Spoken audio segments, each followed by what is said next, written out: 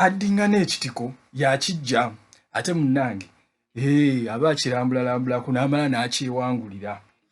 Yaddingana amawolu yagajjako omukkuto.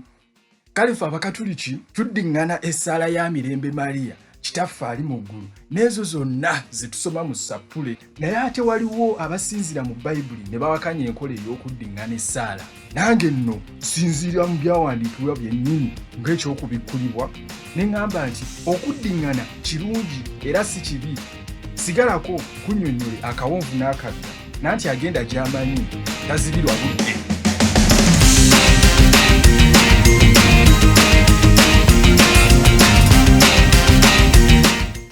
Abaagalana naddala nga bali serious nga beeyagala ebya serious babeera beesojja obugambo obuwoomerevu ng'akagambo I love you, kwagala nnyo munnange. Abasinga bakoogera sewona mu luzungu nga bwe nkoogedde. Olwo nno n'alyoka akamugamba ku makya. Omuntu ayinza okugamba munne akagamba ako ku makya mu budde bwa kalyasamayanzi, mu budde bw'okulya ekyemisana, mu kawungeezi, ekiro, kagambo kamu. Aye nno nga ne gwe bakagamba akawoomerwa takakoowa. Okwo nno kwe mpita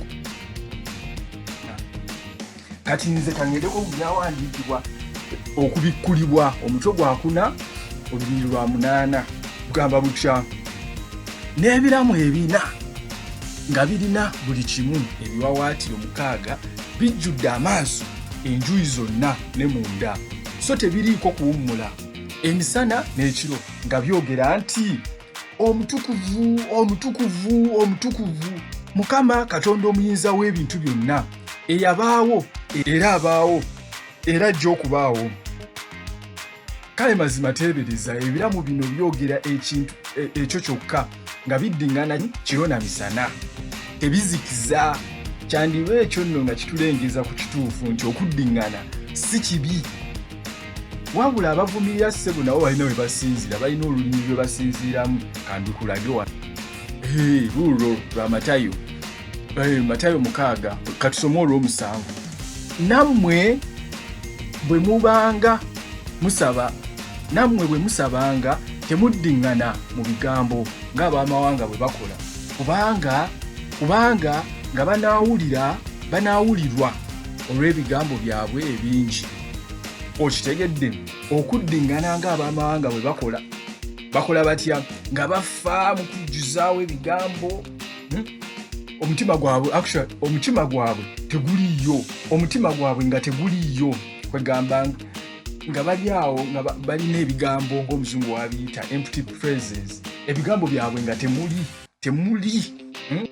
Kuba bwe tusoma okweyongerayo wansi mu nnyiriri eziddako ewansi, ate olaba Yezu Kristo ng'ayigiriza abantu, ng'ayigiriza abayigirizwa bwe engeri y'okusabamu, abagamba nti bwe mubanga mwegayirira mugambe nti Kitaffe ali mu ggulu.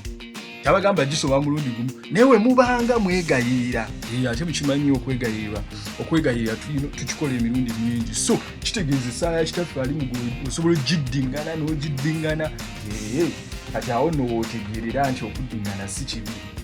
Kale naye yennyini bwe yali Getesemaani, jjukira ekyo nno tutera mu Ssapule tukiraba mu bikolwa eby'okunyolwa ekikolwa ekisooka. Yezu ye kenyini yaddingana essaala emu emirundi 3, ate ng'ayogera n'ebigambo bye bimu.